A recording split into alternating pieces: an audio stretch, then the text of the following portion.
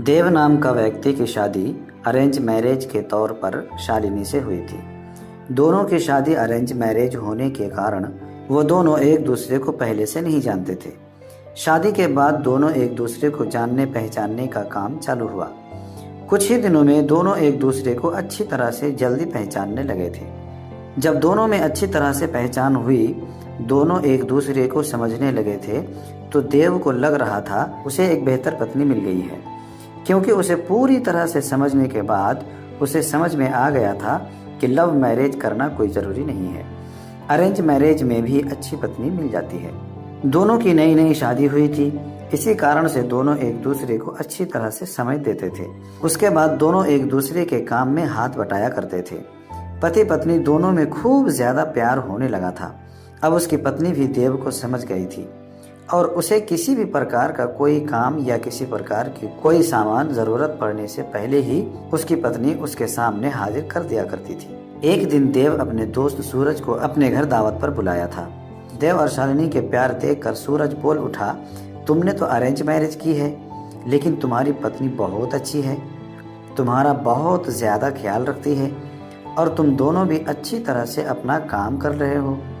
तुम्हारी पत्नी तो बहुत ज़्यादा खूबसूरत है और हर काम में तुम्हारा बहुत ज़्यादा ध्यान रखती है। तुम बहुत ज़्यादा खुशकिस्मत हो, तुम्हें अरेंज मैरिज होने के बावजूद भी इतनी अच्छी पत्नी मिली है। एक दिन देव अपनी पत्नी से कहता है कि जाकर तैयार हो जाओ, हम दोनों कहीं घूमने जाने वाले हैं।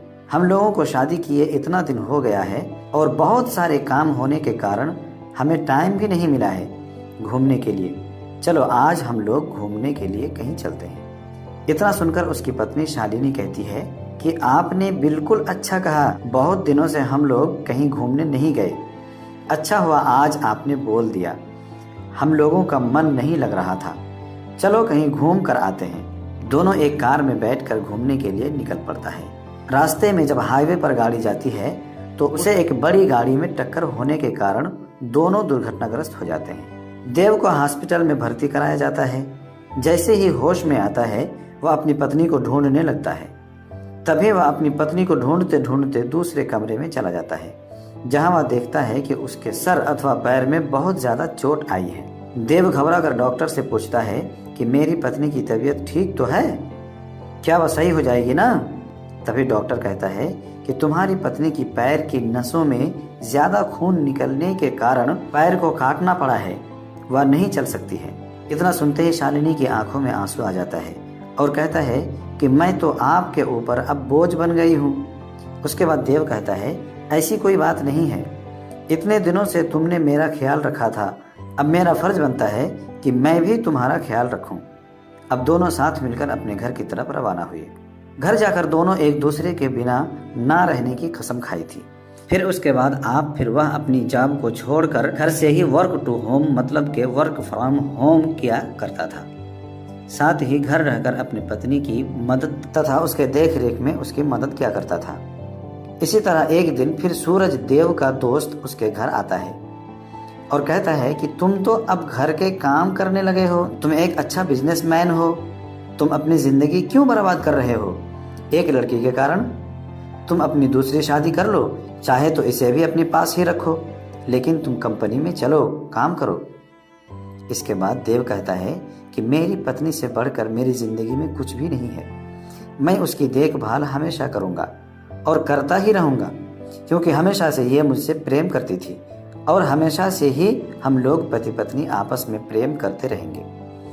फिर वह अपने दोस्त को कहता है, तुम एक बार आया था और मुझसे कहा था कि तुम्हारी पत्नी बहुत अच्छी है, तुम बहुत खुशकिस्मत हो, तुम्हें ऐसी पत्नी मिली है, फिर आज क्या बात है? तुम इस प्रकार की बात मेरी पत्नी के लिए उपयोग कर रहे हो? आखिरकार जितना दिन उसने मेरी मदद की है, मेरा भी फर्ज बनता है कि मैं उसे जिंदगी भर मदद करता रहूंगा। इतना सुनते ही पीछे से उसकी पत्नी अल्लाह से दुआ करती रहती है कि अल्लाह, आपने मुझे इतना अच्छा पति दिया है कि मैं इसका शुक्रिया कैसे अदा करूंगी। और वह सदा के लिए एक दूसरे से प्रेम करते रहे और अपनी जिंदगी को आगे बढ़ाते रहे। इसलिए मेरा मानना है कि पत्नी चाहे जैसी भी हो, उसे कभी छोड़ना नहीं चाहिए, और पत्नी को कोई तकलीफ होती है तो उसका साथ देना चाहिए, ना कि उसके साथ छोड़ना चाहिए। दोस्तों, ये कहानी आपको कैसी लगी? उम्मीद है अच्छी लगी होगी। धन्यवाद।